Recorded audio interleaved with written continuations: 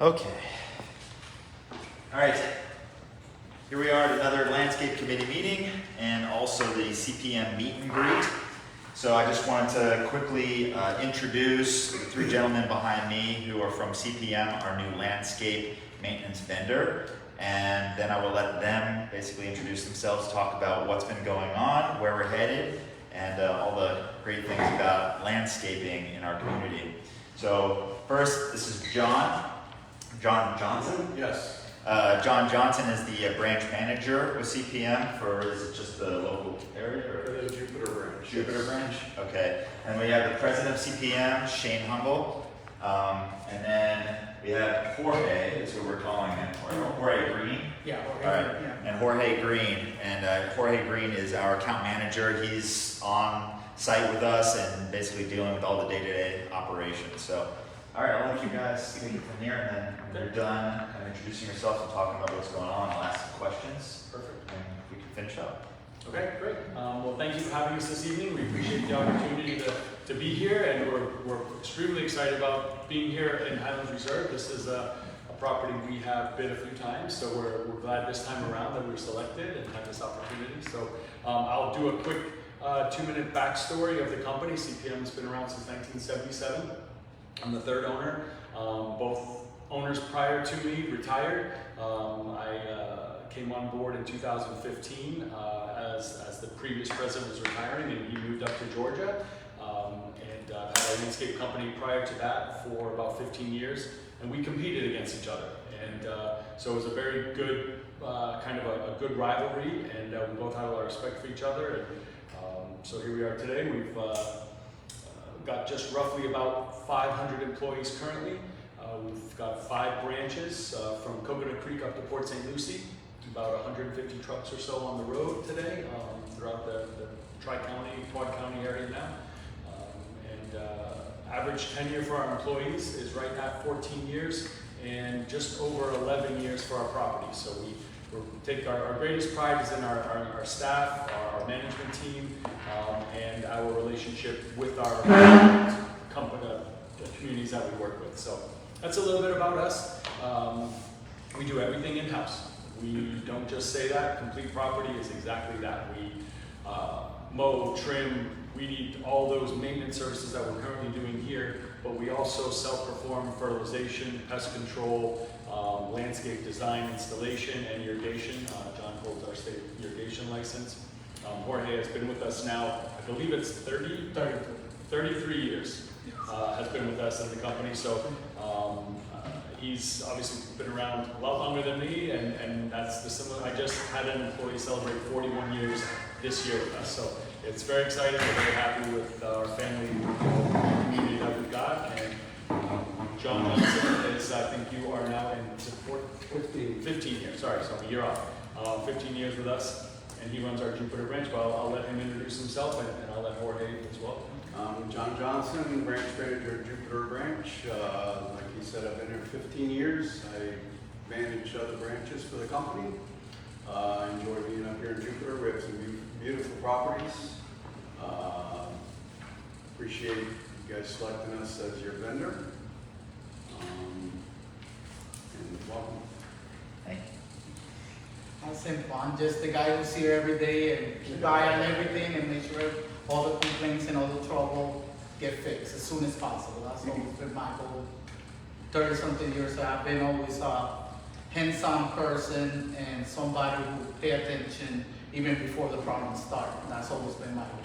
So that's the way I do it. A lot of people don't know we got you by special request. Yeah. Yeah, when we were vetting, we heard your name come up a lot. Shane was kind enough to let us have you as our account manager. Yeah. Thank you. Yeah, things worked out perfectly on that regard. So, but yeah, you know, one of the things we definitely take our pride in is just showing up when we say we're going to show up and doing what we say we're going to do. It's really that easy. It's not rocket science what we do. The nice thing about landscaping is everything can be fixed. We hit a gate, we hit a fence, we hit a screen, it can be fixed. We run over a plant, it can be fixed. So we stand behind what we do. It's it's tough conditions. They're constantly changing. There's just so many different aspects in our industry that can create challenges. But the nice thing is there's always a solution. So we love what we do, and we hope hope that you will feel that same energy with our people that we bring here, and kind of that's us in a nutshell. Nice, thank you. I just want to find out from your perspective, how has the first month been, and what have you kind of learned about our property? What have you kind of experienced as you figure out which direction to go and how to really kind of deal with all the facets of our community, the different lot sizes, the gates, the preserves, the trails, all that good stuff? Like, what have you guys really taken away so far? Yeah, technically, like, our main thing that we're finding out is the wetness in different areas to try to, you think you're going right, and next thing you know, behind you get a trail or marks and stuff like that. So just finding the wet areas and trying to address it in the next couple of months, even with maybe cutting down the irrigation a little bit, because some areas, I was talking with a gentleman here, that, they just drip. Even after it's no rain, 3-4 days later, you still see the wetness and stuff like that. Another thing that me and you've been talking about was about property lines. Obviously, we're cutting areas that they will cut in the past, but now we've been hearing some people say, oh, my property line go another foot or two, and that's something that it's going to take another month, I think, to figure out, and hopefully, like we mentioned, maybe some people can help us mark in some areas, like that we know exactly where we at, because, we're pretty much going by the last, whoever was cutting, if they were cutting 2 feet, that's what we're cutting. And then we find out later, oh, it was another 3 feet that way. So that's the learning period that we need to go on that. Cool. So if you run into a really wet area like that, it's not an extremely large area. You in there with Yes, three we've trimmers, been within it. Yeah, Not good. if it's small, we've been within it. We technically, even last week, we skipped a lot of the areas. But even when I think it was the second coat, it was wet. We only maybe left 2 houses in the side of the houses that they were large that we didn't cut because it was so wet that even walking with your shoes, you look behind you and you just had trail marks. So those areas we left because that was just too much. Even walking we were leaving marks. So that was only, bro. Even not counting last week, that was the worst situation. But we do have wet areas that we're definitely finding out, and that's why we cut a different way this time. That we started in a different area. The first time we cut from the state homes in the north side and came this way. The second time, I think we got a good flow now going, starting here in the clubhouse and going to the right and just following everything. It seemed like having everybody just in one group and just marching along between the edges, the weed eaters, the machines, the blowers behind the scene. Definitely we're making up more time. So it's definitely, we've been seeing a little more better time. And I think when we completely dry, I think that's when you're gonna see the right time for it. This is the complete opposite of honeymoon period. This is when we make mistakes. This is when things go wrong. This is the bad part of the relationship, is when we first get started. You're like, this is where we're gonna make mistakes, and we're gonna, as we learn, but it only should get better. It's gonna take a few months, though, to obviously establish those processes and patterns, so. Yeah, understood. Was that rain event that we had the weekend before last week, is that an average rain, or was that just like Ridiculous. substantial? No, that was all great. It was wet.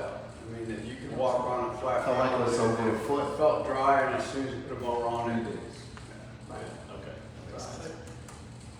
Okay. I brought this up to Jorge earlier, and I think maybe his answer would be interesting to the rest of the community, because the grass has been so tall, there's a lot of clumping that takes place when you go through the mower. I asked if they use mulching blades, which he explained to me they do, but even with that, the grass so tall that you're still going to experience that Some areas, until we get back to some normalcy with the, Well, for example, like I was telling you, this week, because we didn't cut last week, part of the property, some areas that were 6 inches high, but I honestly cut some areas that were 12 inches high. Between the house and probably the right sun, the right wetness, and we have some areas here, and we have some areas here. So that's when you see, that part. But obviously, when we get in the regular business of cutting, I think you're definitely not gonna see that anymore. Yeah, 'cause I think our first couple of cuts was 2 weeks in between, and then you would have seen a big difference had we been able to cut last week. But now it's been another week, so now you had another 2 weeks of growth between cuts. So hopefully now you're at 10 days, so hopefully that'll make a big difference. You can see with the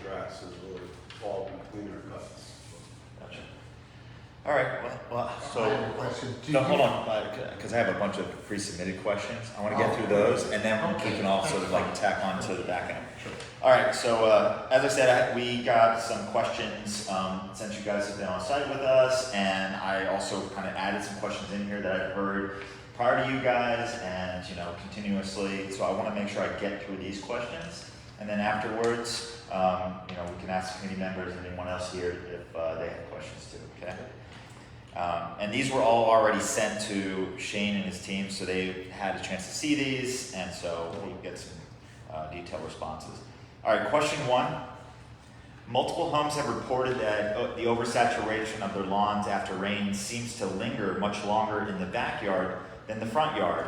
And so, is it possible for CPM to mow all front yards on scheduled mow days if the fronts are in fact dry enough to mow without causing turf damage? Yeah, so, John got the answer. Obviously, me and So the John- answer to that is if it's dry enough, absolutely we can. We would not be able to come back until the next service to do the front back. and back. We wouldn't be able to do the fronts and then come back 3 or 4 days later to do the backs. Yeah, so technically, it's the cut is the cut, you know. And each cut that we do we'll learn where those areas are that are wet, which is just gonna take us some time.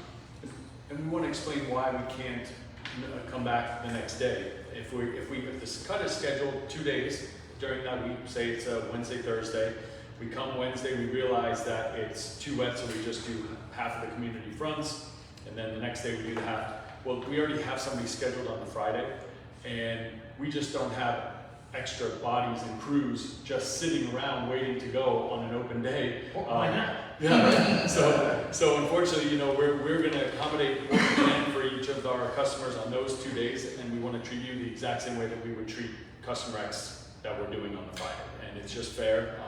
But we would absolutely address those backyards, hopefully, the next cut when it's dry enough.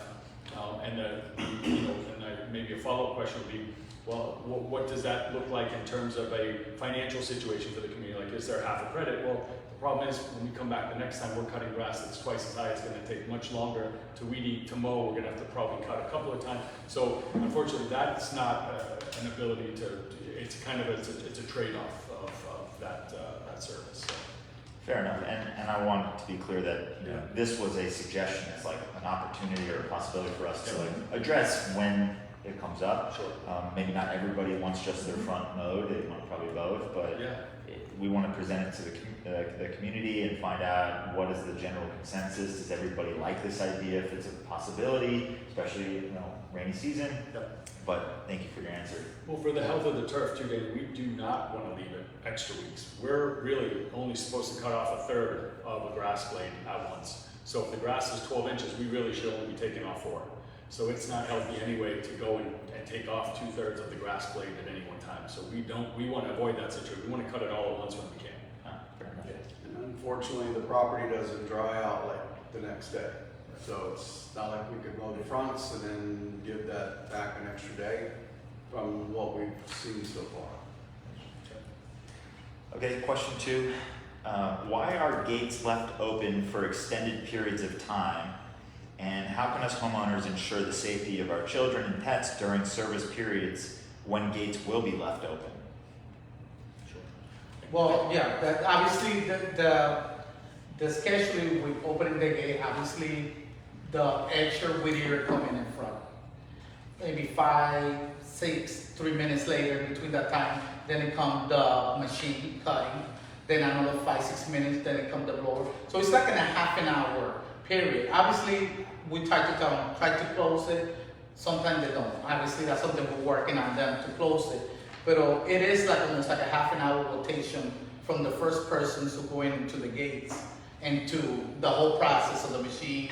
And then the last person is the blower, blowing the backyards, coming to the front and moving on to the next house. So that's, We usually close the gate. yeah, so obviously the blower is the last person, should be closed. I mean, we had a few that they told us that they didn't close the gate. I went to one, it was definitely not closed.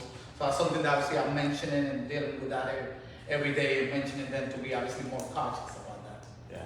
But that's the process. So, you know, so it's not like, it's just the weeder and that's it. You know, it's somebody coming right behind them within a few minutes, and then the next person and the next person.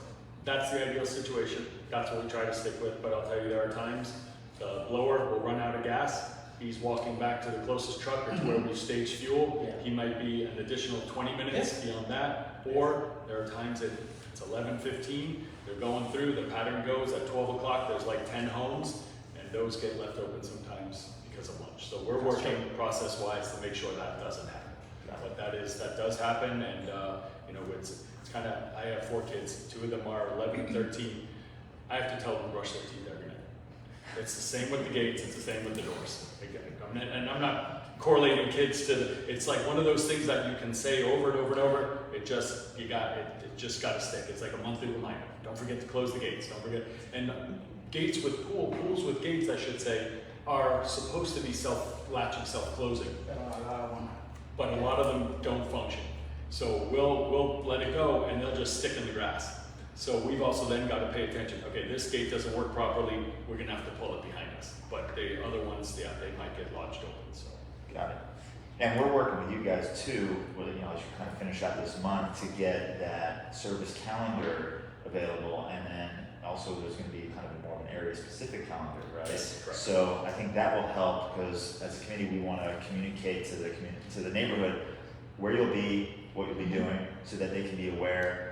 Yeah. Take another second just to check the gate before they let the pet out, just maybe go check for themselves if they feel like it's been open for too long, they can close it, but they can be aware that you guys are there, that's the reason the gates are being open, and they can deal with that. Yeah, definitely within a few more cuts, and if the weather's right, we definitely should know, okay, day 1, we start here, we end up here, obviously weather permitted, and day 2 should be this point to this point. So as we learn the property and all that, definitely, that'd be more like a answer that they can have. Obviously weather permitted, if you Sure. bring in all that too. We're 30 days today.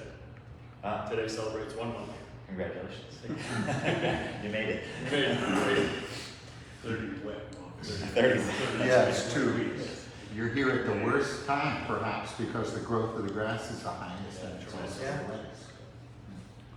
Okay, question 3. How soon can we expect work orders to be processed? That's something I've been taking care of and talking to Tony. Pretty much, if I get it the same day, we put, me and John spoke and say within 48 hours.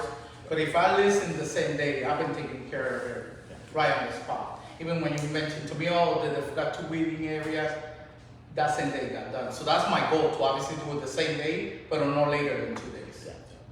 And I can attest to that. Yeah, you've done that. Every time I've reached out to you or any email that I've been copied on, absolutely, it's happened the same day. Yeah, so that's always been for 30 years, that's always been, because I know it's important for the person who's calling, so obviously I want to take care as soon as possible. Gotcha. All right, thank you. Can you do follow-up on that? How does that work? If somebody puts in a work order, does he get it from Courtney? Yes, so great point, Paula. So when we place work orders, they go directly to the Castle system. They come to Courtney as an email. She collects those, and in the morning she submits She's them been to doing you. it paper, all by text too. Right. But yeah, she's been right away in the point, giving it to me as right, actually. So basically, if all of the work orders that were submitted end of day Monday, you get them Oh, yeah. morning Tuesday. Yes, definitely. Yeah. I've been getting it. Okay, cool, thank you. Question 4, can I request, or can we request additional landscaping services from CPM? And if so, how can we go about doing that? And just before you answer that, we're gonna say the words work order a lot. We want our community to be aware that the work order process is the best process for communicating with you guys. So that in itself is the best way that I know somebody can submit a special request for you guys. It's gonna be through the work order process, but you can answer about how did you go about dealing with those. Yeah, so there would be, now let's remember too, so this is good for the community to know, we're here to cut the grass and trim the hedges and spray the weeds. Those are our functions here. So if you have a work order specifically pertaining to any one of those 3 services, it would go to Courtney. Anything else in our mind is a request for a proposal, because it's completely outside of our contract scope of work. And when you've got that, it's cpmlawn.com, and in the top right of our website is a request to quote.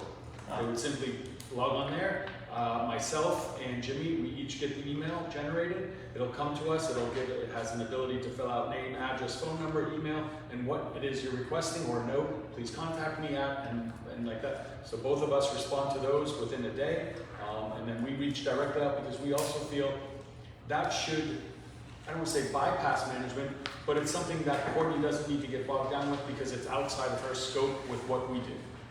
So that way she doesn't have to manage that, and it alleviates her to focus on things that she is managing. So that's the best way to do it. Yeah. Cool. And you know, I'll try and make that link available on our page and send that out on the Sure. weekly update. Great. Okay.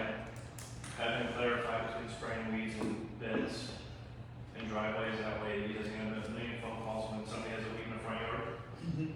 Correct. Same, and just saying. Yeah, do you want to specify where the weeding is happening with you guys? Yeah, Yes, sure. I can tell. You know, obviously I got a guy who's spraying obviously the bed, so he's spraying the pavers. So the whole house, obviously, if it's just the front corners, we're doing from the corners, spraying all the beds and stuff like that, and the paver. And so the same day that the bed is getting sprayed, those pavers are getting sprayed evenly. We're not skipping one or the other, we're going evenly as we're going now. Right. And we just today finished the process of the home run. So it's been a month, and today we finished the last day home spraying this morning. And that's fronts and backs? Fronts and back, it said, you know, the homes in the corners, to our property line that we've been doing, we've been spraying that. Right. So, yes. Okay. And the stay homes, we've been going all the way around. We do not go inside of screened enclosed Yes. pool. Right, Corey, like those type of things, they're fenced off, Corey, we consider those private properties, so we don't It's send an them. extension of your home, so. Right. A lot of people have outdoor kitchens and TVs and different things out there, so we just stay out of the screen enclosures and. So. But I think you're pretty good on that. I think really, I don't think I encountered even one. Yeah, my guy asked me, can I go here and all that. I think they're pretty much open pools. The ones and the ones who got screened, they don't have a place. So Okay. he not been. He got tell him any question, any doubt to ask me, and in that situation, he didn't ask me or not. So I think it's fine. Yeah, so back foundation line, that's Mm, where, yes. that's where the spraying stops. Yes. It's everything else forward. Okay. Yes. All right. Question 5, is CPM going to maintain the areas around our lakes? And if so, when will this begin? So I'm having the bush hog proposal revised. It is only the one lake that we saw that the guys went out there and tried to mow with our equipment. I should have that tomorrow, and then he's usually pretty responsive about getting out here and bush hogging it. And then from that period on, we'll be doing them at least every other week in the summertime, and once a month in the winter. Okay. Yeah, but he grows at a very different rate than St. Augustine, and we're just unable to cut it at the current heights that it's at right now. That's why we gotta get the bush hog in, and once that's done, we can maintain it with our mowers. Okay. Yeah, we would destroy our mowers. We shouldn't have been where we were, but they tried, it'll destroy our mowers trying to cut grass and stuff all over. So how close to the water line do you mow? What's safe? It's really, it's what's safe, it's based on the grade, and the guys know, they're the ones growing that, they can feel when it's starting to go. So we try to get as close to it as we can, and then they'll weed eat whatever's safe to get down to the top. We just, where that bank edge ends, it's typically, like, we can't take that because we're concerned with damaging that edge that goes there that holds back the lake bank, so. All right, question 6, is CPM going to mow the preserve easement buffer just beyond our property? So I actually reached out to Lindy from Martin County, and she confirmed for me and clarified, there's no buffer into the preserve. It's up to the preserve. And so what I learned is that all our lot lines are butted up right to the preserve. So where our lot lines end, the preserve begins, and we cannot mow into the preserve. We can't touch the preserve. So I'm gonna make that clear with everybody, and that should honestly, like, once we define our property lines, it should be easy, because once that mow is done, Yeah, we'll then know. we follow that. Right. Follow it. So we're gonna work to just kind of clarify that neighborhood-wide. Yeah, you're not really talking about property line, right? Because some properties extend into the preserve. You're talking about the preserve line, aren't you? Well, I know that some properties and preserves are interconnected. Yeah, but it's just the preserve line, right? Wherever the preserve line is, Right. that is it. Majority of the homes here actually will, like the property line ends, it butts with the Okay. preserve begins. Okay, And yeah. that's the defining mark is really your property line.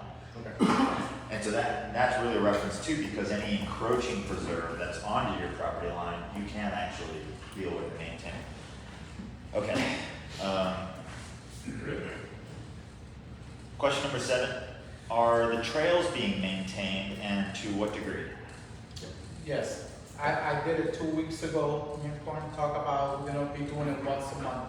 I'm gonna go with the machine and get all the trails cleaned up. You know, I was around this high in some areas, so pretty much we did the middle, and then we went like another 40 inches in each side, so almost like a full truck can fit into those trails right now. Yeah, the goal is to use a 6-foot mower, 72-inch or 60-inch mower, start in the middle line and do 2 passes to go through, because I think it's 12 Yeah. feet in order for fire truck safety vehicles, things like that to pass through. That was what was kind of the information relayed to us about how to do it. Yeah, and after speaking with Lindy, I got some more details on that, which I'll talk to you guys about later, but Okay. yeah, still deciphering what she had sent me. Great. Question 8, is CPM utilizing our on-site storage containers? Not as of yet. But we reserve the right. Future, yes. We would like to have the ability to, as we kind of figure out what we're doing here, Okay. the ability So it's a to good use possibility. 1 or 2 of them. Yep. It's a good possibility that probably in the future probably will not be a bad thing. Because obviously we got the clicker with the gate, so we realized that we can go in towards the box. At first we didn't know how we're gonna, take the truck and just at the end of the day and put equipment and stuff like that, it can happen, so it's a possibility. Efficiency is the goal. If Yeah. we can be more efficient here utilizing 1 box or 2, I don't think we'll need 2, I think 1 should be fine, then we would like that opportunity. Okay, excellent. All right, and question 9, why is chemical edging applied versus a manual edging when a chemical edging does not look as nice? We definitely was not us. I mean, we never do that. I mean, if you've been seeing, we've been just etching, but yeah, I think, especially when we started here a month ago, I could show you 200 houses, so for whatever reason, this is the grass and this is the pavers, and all these areas burn. Why?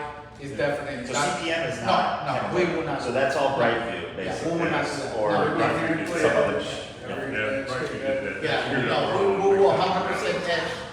And like I say, I mean, once in a while maybe we stay, but no, we will not make a 2-inch line just to not pass edging, no. Okay, I just wanted to clarify that. We mechanical it. Got it. You'll see us spraying in the bed, but we're not edging No. it with the Yeah, you chemicals. won't see, it's like walking in a circle around the area. Mhm. It's edge first and they'll spot treat where the Yeah. weeds are. Got it. All right, excellent. That's pretty much all the pre-submitted questions I have, so we'll just kind of open up the floor a little bit. We got some time, a good time here, so.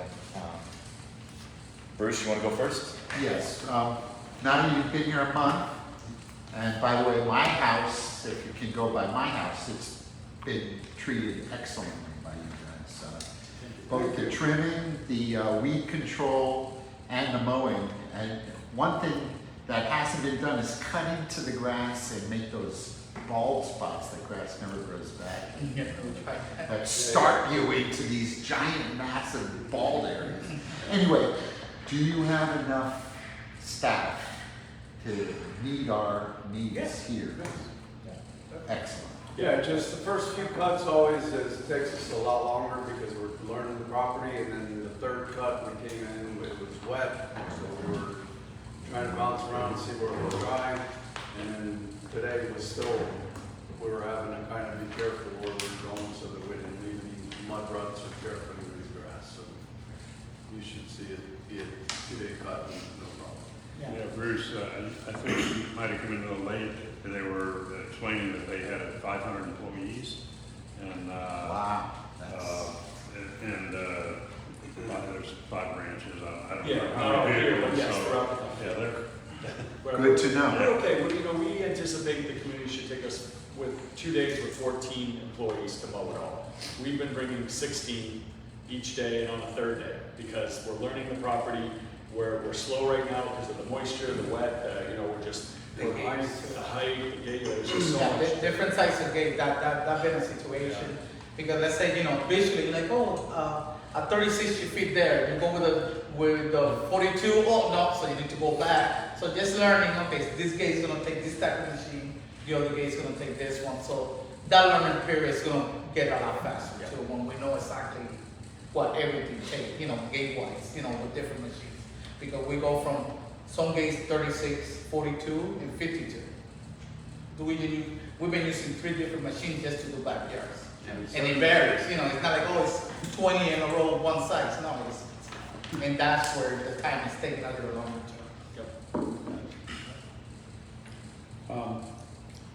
Go ahead. So obviously a lot of talk about like individual houses and Melbourne, but then the other side of it is like the common areas of the community. So I'm not sure when, you know, the initial pitch for you guys, the history of Highlands and the emotion behind landscaping that exists. And it's, you know, it's unfortunate for you guys, you stepped into the wet season and then a little bit of a heightened awareness to landscaping altogether.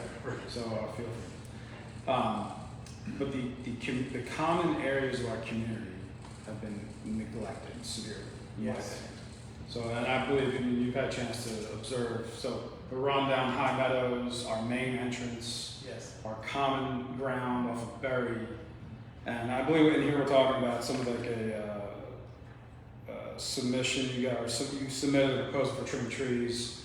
So what's your assessment on like the scope of work that's needed to get us back to, like, we'll say the starting line, like back to a presentable appearance of our community? Because the landscaping sets the tone of the community, and if externally it looks sloppy, it's perceived that this is a sloppy community. So, like, what is your feeling towards that? Yeah, and you know, I'm sorry, I didn't. I'm Christian King. Thank you. So yeah, I feel bad saying this, but I agree with you. You know, I've driven past this community for many years. So we see it because, you know, George or I used to be up here for 10 years, 15 years on another property. So, you know, it's always been one where like, man, I'd love to have that community. I feel like there was such an opportunity, we could improve things. You know, we're at a little bit of a disadvantage right now because we're starting in the winter, perceived winter. So we have no growth. With very little, we can't go and hack everything back like we could in March or April in order to get new growth, bring it down. So you're not going to see a rapid improvement from us right away. It's going to take, honestly, I'll tell you, it's going to take a couple of years. It's not, things don't happen fast in our industry, unfortunately. And it's a combination of, you know, providing the resources, and Danny and I talked, you know, you're going to be bringing in other vendors for other services. So it's the cooperation between them and us. You know, if they're putting down the fertilizer, we need to make sure your irrigation is running to water it in. Otherwise, it doesn't work. And that goes with the pest control. Certain items, if it's going to go down, we can't mow that day. So there's so many intertwined aspects that need to take place in order, you know, for everything to work. But you're not beyond. You're not past. Like I've told communities before, you're going to have to invest, you know, $250,000 to replace all the sod in your 50 homes because that's where you're at. I can't we can spray the weeds, but you're looking at dirt. You're not quite there. I'll tell you, you're not there. I do truly feel we can get this back. The roughest part to me is along the boulevard. The landscape. It's horrible. It's like, we started yesterday, but Connie asked me, you know, it was so horrible, look, you know, can we do something over there? But something that we found out, we started yesterday, even with the cleanup, whoever did, they hit a lot of the palm fronds in the back. Right. Today, yesterday I filled up one truck within maybe 300 yards, and it was not green growth, it was all death stuff. Yeah. So, as I'm trimming, the main road, and if you go, you know, we're finishing tomorrow, we're gonna finish that whole main road. You have a lot of missing areas, so definitely can get a nice boost up of some plants. So that's definitely the future. I think that's something that you should work on that. Yeah, absolutely. So I don't know, and this might be something outside of this meeting, but like, you know, for the community, we need to gain momentum, like visible momentum with the entryway in certain areas, so we can, you know, specifically target like high value, we'll call them, areas for the most bang for the buck. So, example, the main entry, like sable palms, our main, the date palms, I mean, I want to say they haven't been trimmed in 3 to 4 years. Oh, I yeah, mean, and I think. and they're almost at a point where they're going to be dead. So it's either we resolve it like right now. Like The this- tree service like already did a ASAP. proposal on that. Yeah, or we're going to be cutting down trees and it's just going to be gone. So I think I took a picture, maybe a couple of years ago when I came in one time to provide a bid, and the previous vendor was putting down, I think it was like 666. It's about the least nutritional bag of fertilizer you can apply. And I took a picture of it, and I gave it back to the property manager. I said, I don't know what you're paying for it. Maybe you're paying exactly what you should, you're getting exactly what you pay for it, but that's not my business, I'm not doing it. But this I wouldn't put on a house plant. I'm like, it provides no value whatsoever. I'm like, here's what you should be using in these. And so we're gonna, we'll give advice and we'll give kind of our summation of things. And then it really comes down to the committee, the boards to say, okay, we can budget for this, we can budget for that, and we'll give you like straight, this is where I would put the money, I wouldn't put it there, I'd put it here, if you're gonna do it, do this. yeah, absolutely.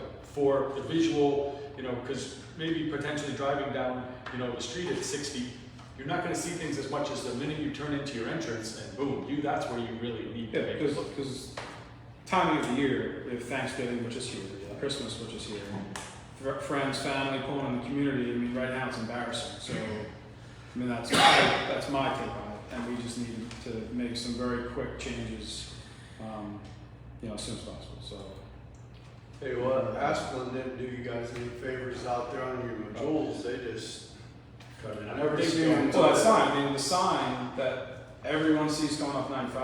I mean, how many people a day? I mean, you can see what it looks like. So. Yeah, they don't, Asplin never does anybody favors. Yeah, They don't ever, I was they're- shocked, I never seen them like go after a, $25,000 call to cut it in the way they did. I mean, I wouldn't be surprised if that's something that goes within the next 6 months. 'Cause You mean one of the 3 Yeah. palms jewels out front. Yeah. Yeah, the chocolate top, right the middle part. right there, Yeah. So those are the things. I mean, there's a lot of focus on individual homes, rightfully so. But I mean, this is the stuff that sets the tone for the community, which has, to me, a escalated level of priority than Of individual. course, curb appeal. Yeah. Plus, this is the high volume dollar stuff. So if it's neglected even slightly longer than where we are, we're going to be spending. But I think it's simple fix, especially with the holidays coming, right? And like putting some winter flowers that is not a big budget, but boom, it's gonna give you right away, trim the fronts and put some stuff in the nose and things like that and get some color right away. I think even that would bring some light, especially after the pumpkins get cleaned up. But front entry, we're looking to do holiday lights. Like that can't be done unless that stuff is done. So we just need to align with that. Yeah.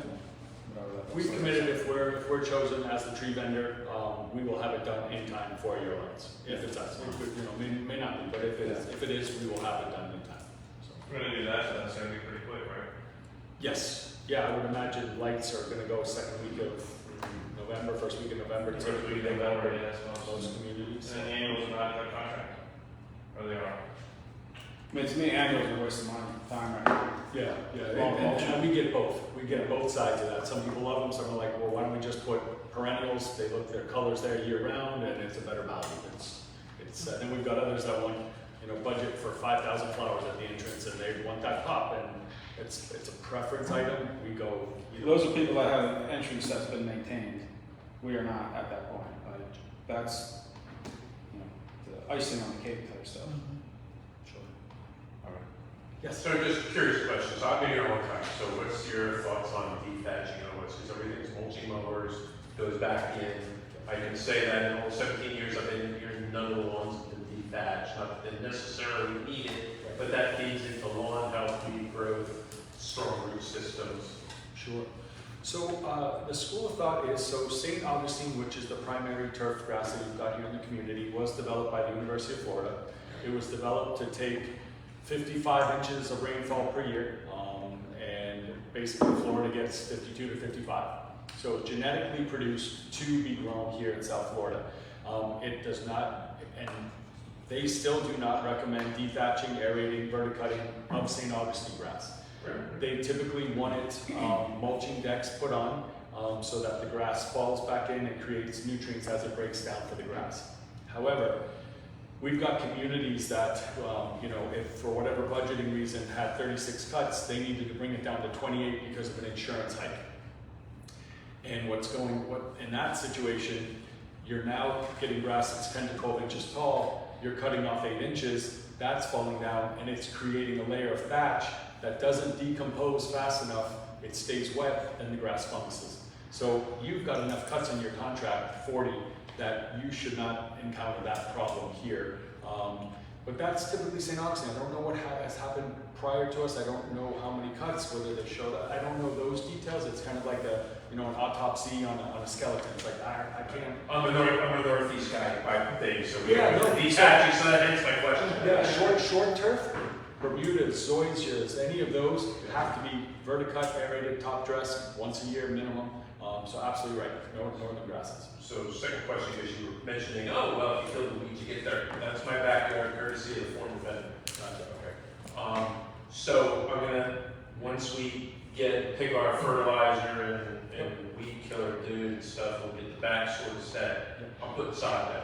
So how do I work with you guys? Just, I know from laying sod and stuff, you don't cut it for a while, it's got to set and whatnot. So how do I make sure, inform Gourmet or wherever, Yeah, sure that hey, I just put sod down, can you keep an eye on it or whatever? Yeah, of course, that's what we'll go to the work order system, they'll tell you, I will go and see your house and you tell me to put some sod, and when the average will wait between 2 and 3 weeks to not touch it. Okay. And then from So- there, we'll feel the root system strong enough and we'll go from that point. Okay, so I just put a work order, Yes. and said, hey, let Gourmet know, I just Yeah. dropped sod, and we'll go from there. Okay. Yep, and the irrigation contractor, because obviously we don't do that, but he needs to know to make sure your zones are running once a day for the first 30 days, and then we want to dial it back to 3 times a week or And something. they didn't cover up any heads when they were laying the sod, so.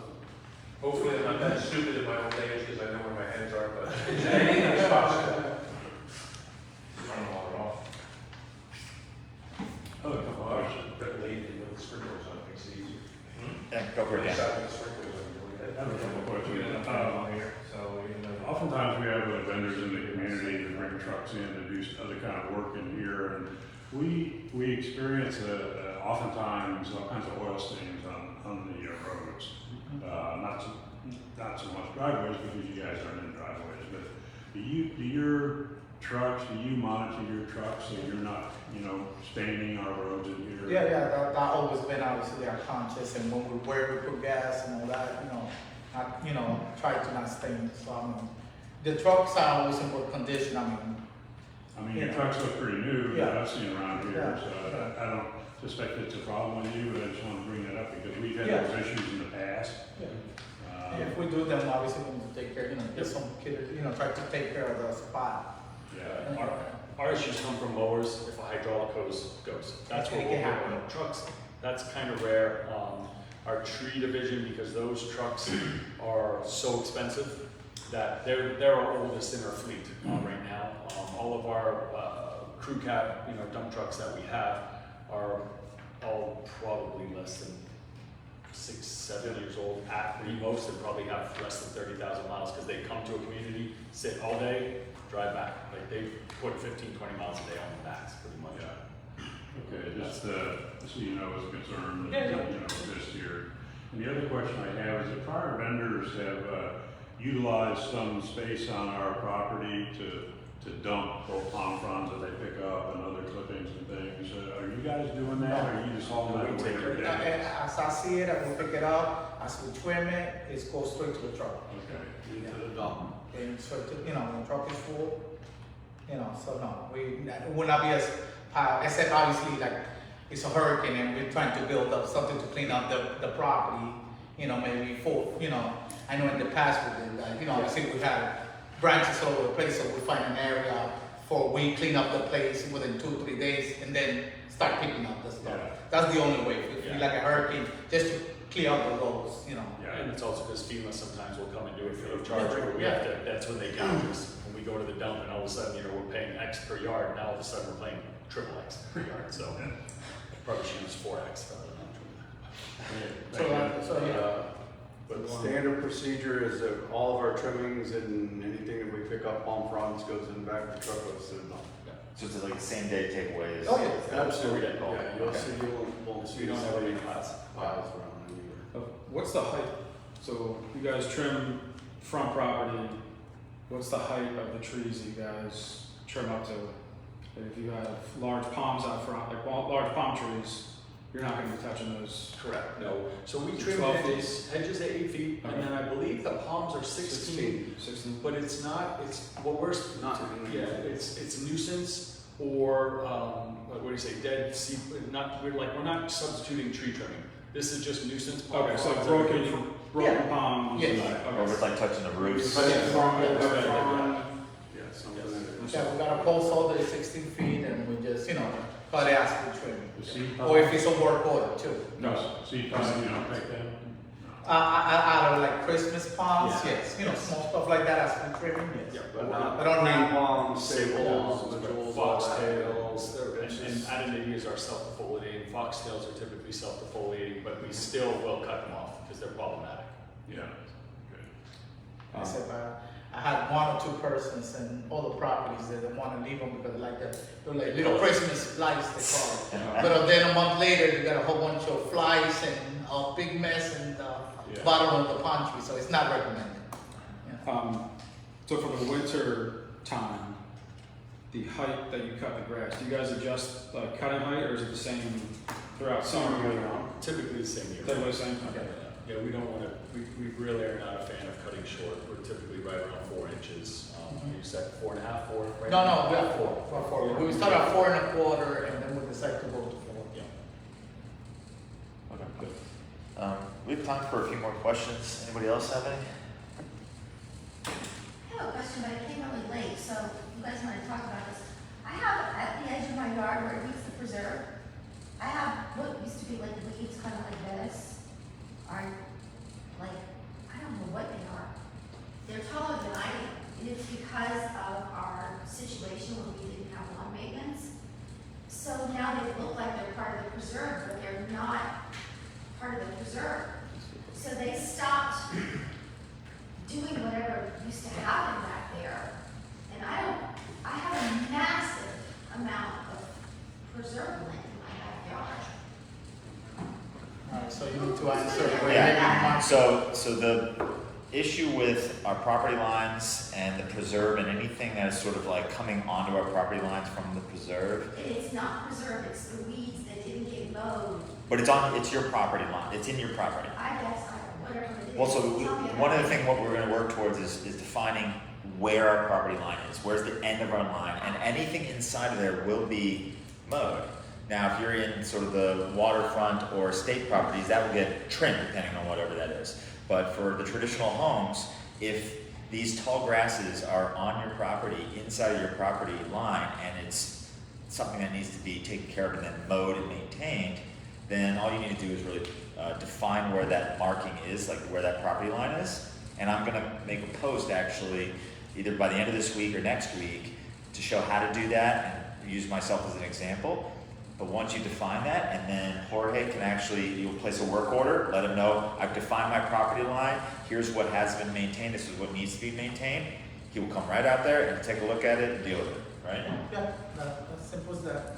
But right now, we don't know, so technically, we cutting what the last vendor cut. But when we know, let's say 3 more feet belong to you, and after we mark it, then we can follow that same I don't know line. any of the answers, I just know that it once was mowed here, and then in the transition of the company that we had, they didn't do it, and then somebody else didn't do it, and then it's like, the Taking weeds over, are here right? and Yours is the here. same as mine, because you're the opposite end, yours is the center of the swale.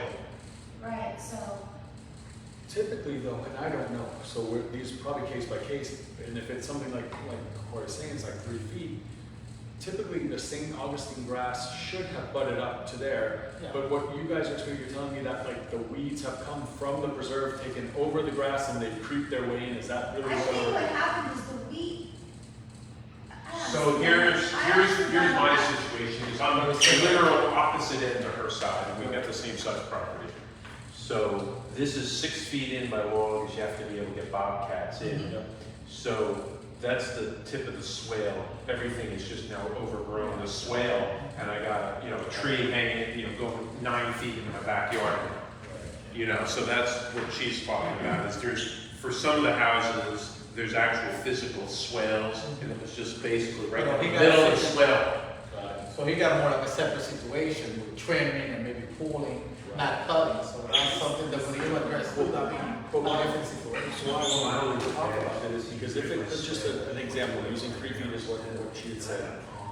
No matter what, unless that's St. Augustine grass that's in that 3 feet section, that is always going to stay exactly as it is, because when we mow it, it grows at a substantially different rate than St. Augustine grass. It's never going to look better. It's going to have to be like a line demarcation of this is where the St. Augustine ends, spray everything back. It's going to need to be tilled or whatever, and then St. Augustine put there, because the St. Augustine will not aggressively go through into the weeds unless there was nothing there to inhibit it. St. Augustine's very aggressive, but it's not going to overtake weeds by just runners. It's going to need new grass put there. That's the only thing we've got to figure out. Yeah, so I think the first step would be to define the property line. Yep. And then what's actually happening inside of that property line, and then if that needs to be dealt with beyond the scope of your work, that would then be So I just- proposal. This is just a question. So when you say define property line, are we saying it's up to her to define her own property line? Like provide a survey of her property? No, it's been defined. Okay. But if she's not aware of where it is because these things have blended into each other, or you don't know like where one ends and one begins, that's where the homeowner can actually define for themselves where that is, so that they can place that work order and say, this actually is on my property line, I now know this, and I need it dealt with, what do I do? And then depending on the situation itself, if it is like what Shane is saying, it's beyond just mowing, then it needs to be dealt with differently. You had mentioned a couple of different things that should be done annually for non-St. Augustine grass. Can you guys do that just through a quote? Can you repeat what that was? I'll I got it. I'll catch you. Yeah. Okay. Any other questions before we wrap this section up? No? Okay. Thank you, guys. Thank you. Appreciate it. You guys have a great day. Have a good night. We're going to show for the training, or do I need to talk to them about how to bring this? There's Yeah, something like that. Yeah, sure. So I think I'm gonna pause this. I mean, I don't want to work on conversations, everything's yeah, sure, fine. So, no, that's fine. So, It'll get better.